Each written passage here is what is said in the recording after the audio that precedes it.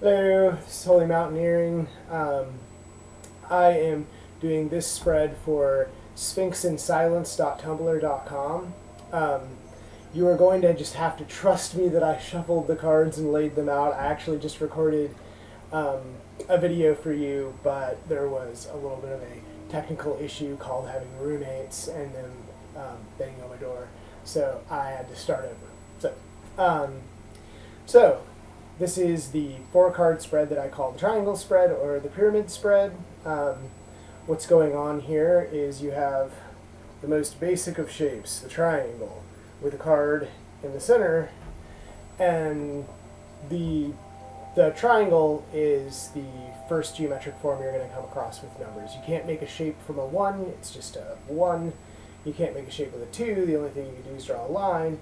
But with a third element, you can then make a shape. Triangle. So, envision that you are staring dead on at the side of a pyramid. You can't see any of the other angles, you can only see this one face of the pyramid.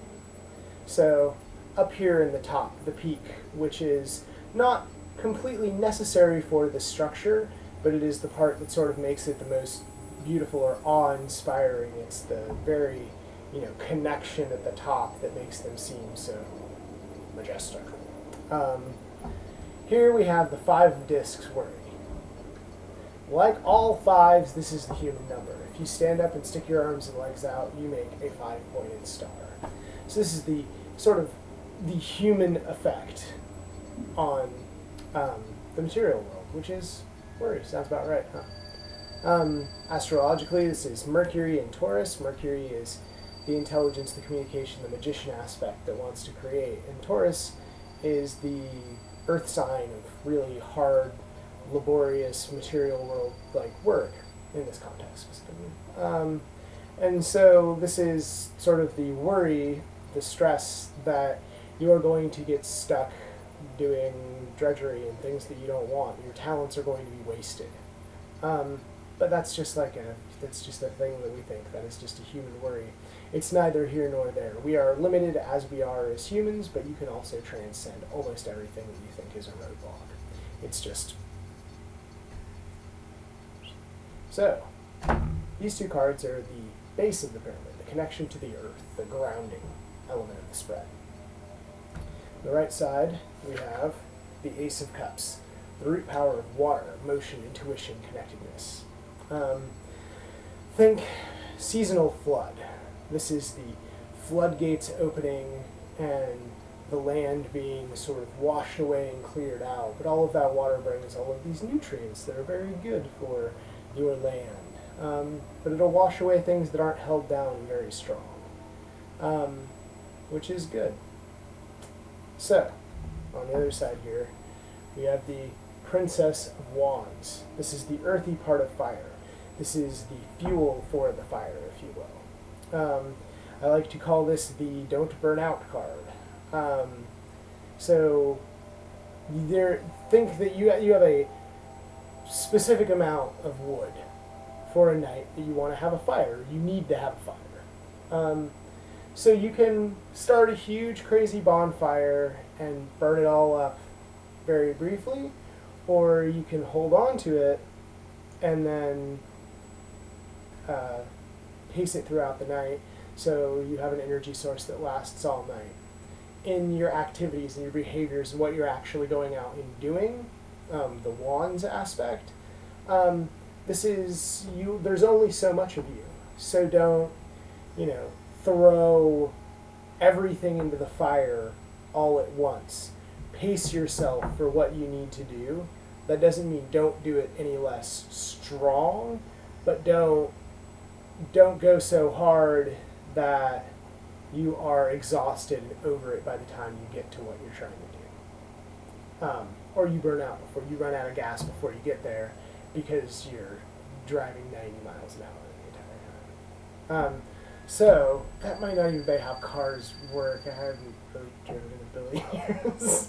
Anyway, the center of the pyramid, the sort of gravitational center, the heart, what's kind of pumping the blood into the spread here, is the Knight of Swords. So, the Knight of Swords, this is the fiery part of air, or acting on the intellectual, the understood, the mind, the communication.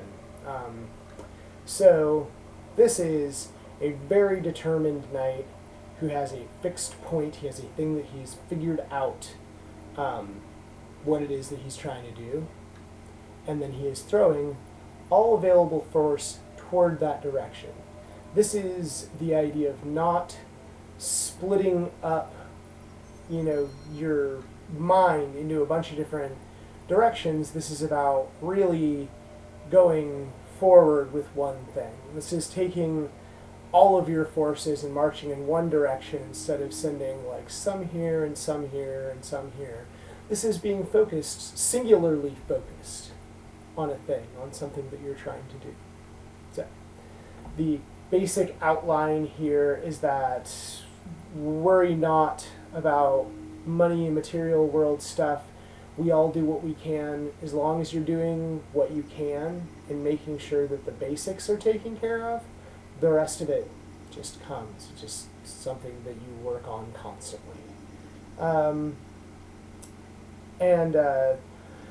There is some unleashing that is clearing stuff out emotionally and in some relationships that you have, which is good in clearing and cleansing. The stuff that's not strong enough to be bolted down and it washes away, that's sort of what happens.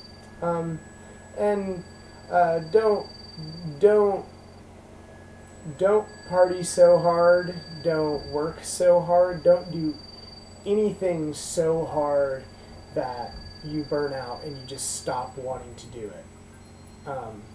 Really pace yourself in your actions and realize that you're only one person, that you can only do so much.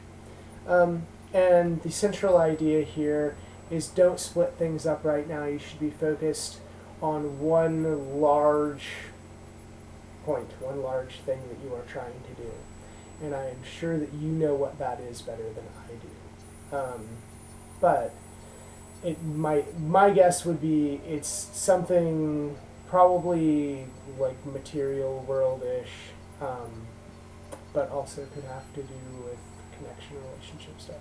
So, I don't know. That's just a shot in the dark. Actually, I really don't know. This is not very specific to that. But thank you again, sphinxinsilence.tumblr.com, for donating.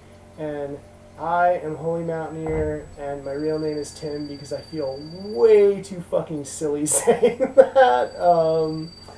Alright, thanks.